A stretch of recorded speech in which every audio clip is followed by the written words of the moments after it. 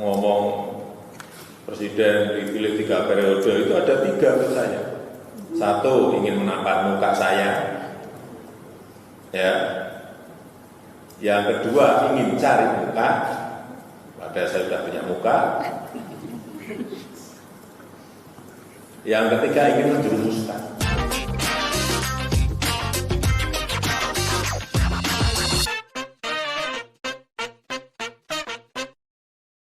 Saya nggak tahu dari mana tiba-tiba muncul ide supaya Presiden Jokowi bisa menjabat 3 periode. Ide itu sejak lama dipaksakan ke Jokowi, sampai-sampai beliau harus konferensi pers hanya untuk membantah isu itu. Kata Jokowi begini, isu 3 periode itu ada 3 makna. 1, ingin menampar wajah saya. 2, ingin mencari muka saya. Dan 3, ingin menjerumuskan saya. Jokowi terlihat marah dengan isu itu yang dikaitkan dengan dirinya. Seolah-olah dia adalah orang dengan nafsu besar untuk berkuasa. Tapi isu itu juga nggak selesai-selesai dan terus bergulir dimainkan oleh elit-elit politik yang punya kepentingan. Mbah Amin Rais bahkan menuduh kalau ada skenario besar yang dimainkan untuk mengubah konstitusi di MPR. Katanya ada orang-orang yang ingin ada sidang istimewa di MPR. Lalu di sidang istimewa itu akan ada perubahan konstitusi di masa jabatan presiden yang tadinya dibatasi 2 periode menjadi 3 periode. Nggak jelas siapa orang-orang yang dimaksud oleh Mbak Amin di MPR itu yang ingin mengubah konstitusi. Pejabat di MPR bahkan membantah kalau nggak ada niatan sama sekali untuk mengubah konstitusi di MPR. Dan sebagai catatan, Majelis Permusyawaratan Rakyat atau MPR memang punya wewenang untuk mengubah konstitusi. Tapi itu juga nggak mudah. Undang-Undang Dasar 1945 sudah mengalami 4 kali perubahan dalam perjalanannya. Nah, untuk mengubah yang kelima kalinya harus ada usulan dulu dari 1/3 anggota MPR yang ada. Dari 711 anggota MPR berarti yang mengusulkan harus berjumlah minimal 237 anggota MPR. Banyak kan? Sesudah yang mengusulkan memenuhi syarat misalnya, maka harus dibawa ke sidang MPR untuk disetujui. Sidang MPR itu harus dipenuhi oleh 2/3 dari total jumlah anggota MPR atau sekitar 474 anggota MPR yang hadir di sidang. Dan sama sekali nggak mudah supaya mayoritas anggota MPR itu datang ke sidang untuk pengubahan konstitusi. Karena sebelumnya harus ada lobby-lobby supaya mereka semua bisa hadir dan setuju. Kurang dari angka minimal yang hadir, ya nggak bisa dibahas usulan itu. Kalaupun akhirnya 474 anggota yang hadir itu datang ke sidang, persetujuan itu harus disahkan oleh 50% plus 1 dari total yang hadir. Dan kalau sudah melewati itu semua, barulah konstitusi bisa diubah. Panjang sekali perjalanannya untuk mengubah sebuah undang-undang. Gak gampang dan waktunya juga gak sebentar. Dan yang pastinya biayanya juga mahal. Karena pasti ada deal-deal antar partai politik supaya semuanya berjalan lancar. Oke, kita anggap saja ya, MPR akhirnya sepakat mengubah undang-undang pembatasan masa jabatan presiden dari 2 periode menjadi 3 periode. Apa yang terjadi kemudian? Yang terjadi mulai Jokowi dan SBY bisa kembali ikut bertarung di kompetisi Pilpres 2024. Kembali bertarung loh ya, bukan otomatis menang dan langsung jadi presiden. Nah, disinilah masalahnya. Iya, kalau kemudian Jokowi ketika bertarung lagi terus menang. Kalau kalah gimana? Malu dong, sudah namanya jelek karena dianggap rakus kekuasaan, kalah lagi. Kalau sudah di Pilpres, MPR sudah pasti nggak akan ikut-ikut lagi. Itu murni pilihan rakyat. Dan rakyat ini nggak bisa diatur-atur. Mereka memilih sesuai hati nurani.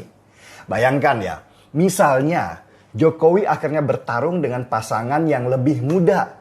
Maka isu kalau dia rakus kekuasaan, politik dinasti, oligarki, di belakangnya ada Cina dan PKI yang mengatur ini semua, akan jadi senjata ampuh untuk menjatuhkan Jokowi.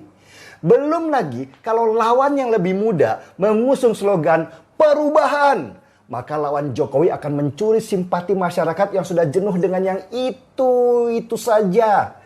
Yang akan terjadi pada situasi itu, sebagian pendukung militan Jokowi yang dulu memenangkan dia akan menarik diri dan kemungkinan akan golput. Nah, kalau mereka golput, situasi ini tentu akan dimanfaatkan lawannya dengan lebih militan untuk memenangkan pasangan mereka. Nggak kebayang saya.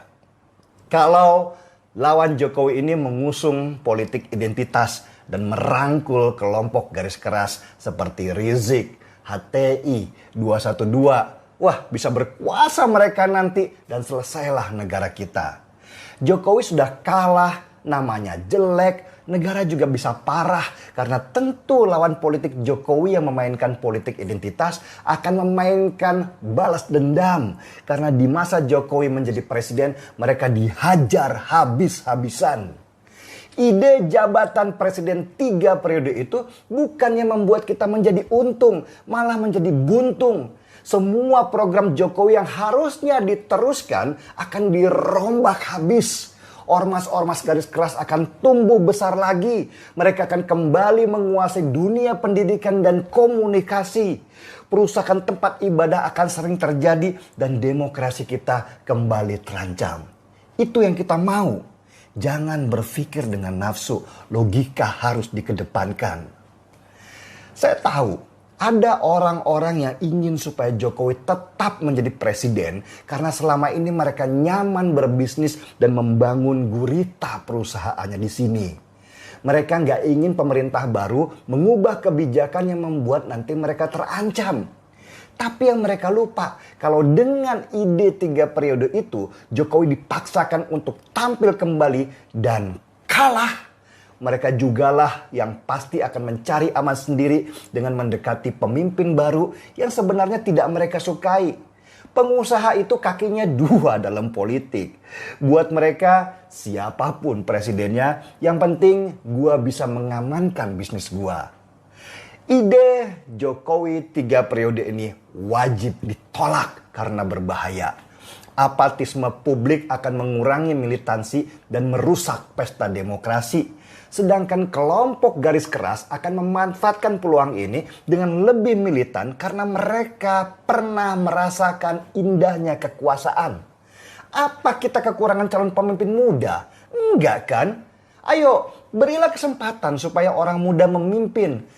Masa kita ragu dengan kualitas calon pengganti Jokowi yang punya frekuensi sama dengan dia, tapi dengan tenaga yang lebih fresh dan membawa ide-ide baru dan segar yang sesuai dengan perkembangan zaman?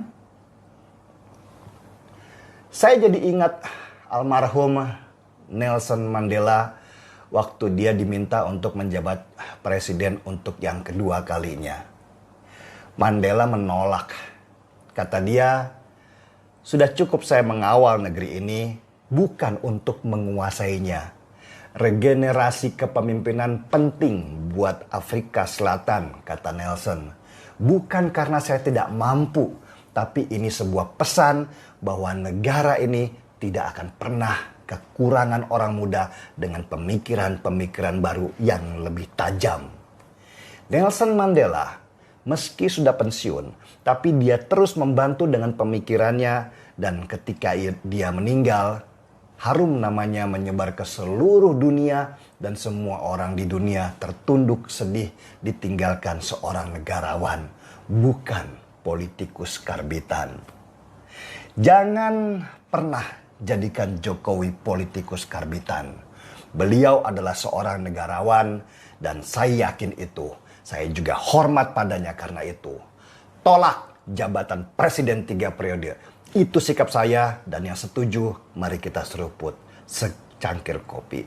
Markibong, mari kita bongkar semuanya.